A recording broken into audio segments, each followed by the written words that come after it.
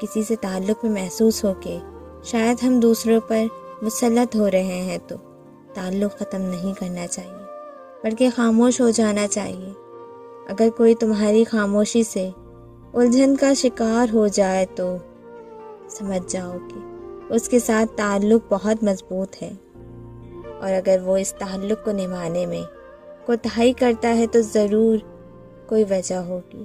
لیکن جب تمہارا خاموش رہنا کسی کو متوجہ نہ کرے تو پھر اسی خاموشی سے تعلق ختم کر لینا چاہیے، اسی میں بھرم رہ جائے گا۔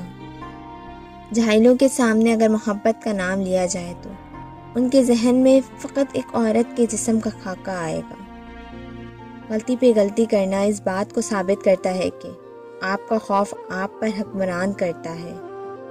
وہ مستقبل جس کے لیے ہم پریشان ہوتے ہیں، ہو سکتا ہے اس میں ہم ہو ہی نہیں۔ جس پر آپ سب سے زیادہ بھروسہ کرتے ہیں وہ آپ کو سب سے زیادہ مایوس کرتا ہے۔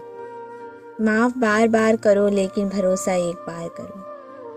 الفاظ چابیوں کی مانند ہوتے ہیں، ان کا استعمال کر کے لوگوں کے منہ بند یا دل کھول لیے جاتے ہیں۔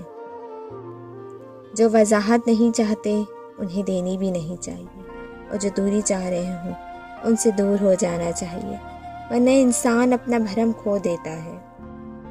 یک طرفہ محبت صرف خدا ہی نبھا سکتا ہے۔ بندہ تھک جاتا ہے، ہار جاتا ہے اور برداشت نہیں کر پاتا۔ کچھ لوگ مسکراہٹ بکھیرتے رہتے ہیں اور احساس بھی نہیں ہونے دیتے کہ وہ اندر سے خود کب کے مر چکے ہیں۔ کچھ انسانوں کے لیے مصروف زندگی سے وقت نکالنا چاہیے، اور کچھ لوگوں کو دل سے نکالنے کے لیے زندگی کو مصروف کر لینا چاہیے۔ سانپ اور انسان میں فرق صرف اتنا ہے کہ سانپ اپنی دفاع کے لیے ڈرتا ہے اور انسان اپنے مفاد کے لیے۔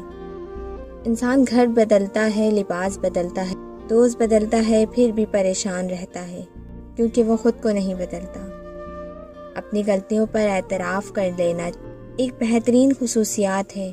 اس سے نفس میں عاجزی پروان چڑھتی ہے اور تکبر ختم ہو جاتا ہے۔